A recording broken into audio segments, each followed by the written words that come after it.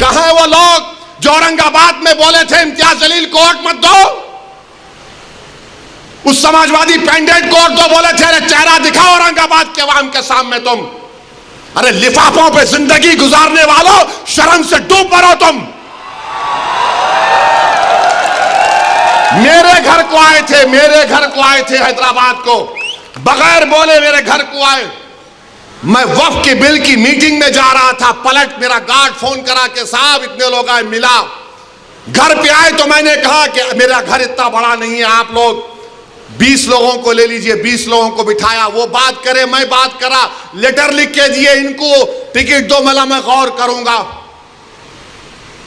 फिर जाने से पहले मैंने एक अल्लाह के वली के अंग्रेजी कुरान का तर्जुमा जो तुर्की का छपा हुआ है, उसकी 4 कॉपियां इन जिम्मेदारों को दिया कि आप मेरे घर को आए, ये एक अल्लाह के वली की कुरान का तर्जुमा है।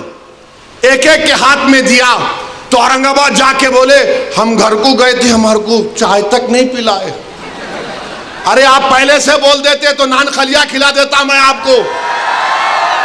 मेरे को नहीं मालूम था कि तुम मेरे घर को खाना खाने आ रहे।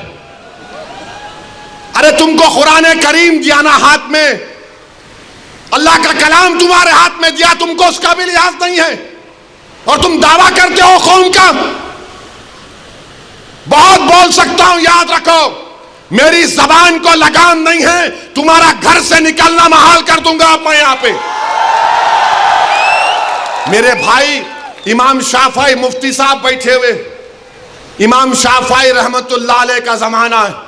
एक दौलतमंद ने कहा कि अगर अल्लाह मेरे को बेटी देगा तो जब उसकी शादी करूंगा दीन और दुनिया की दौलत उसको दूंगा।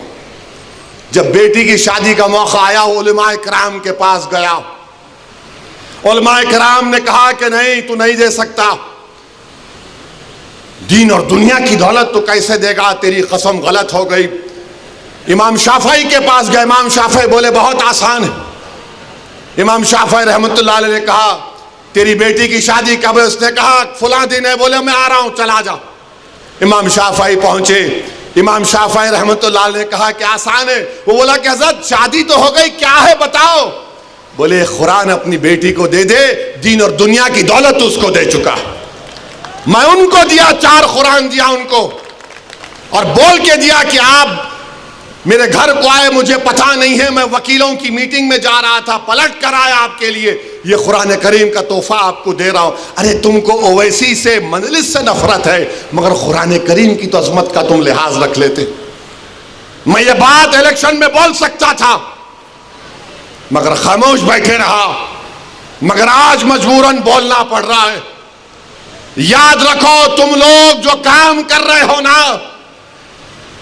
तुम महाराष्ट्र के मुसलमानों को ना सिर्फ कमजोर कर रहे हो बल्कि तुम उनकी आवाज का गला घोट रहे हो।